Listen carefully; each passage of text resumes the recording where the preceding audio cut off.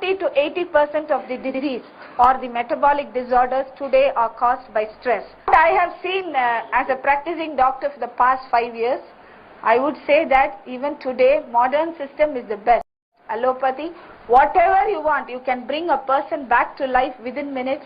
Whatever sickness, immediately we can diagnose, we can treat the patient, we can recover them. So many things are there. But even then, for prevention, what I felt today is Ganoderma is the best choice. DX and Ganoderma is #1, which can give you natural health today without any problem. This is what my experience for the past 5 years as a doctor.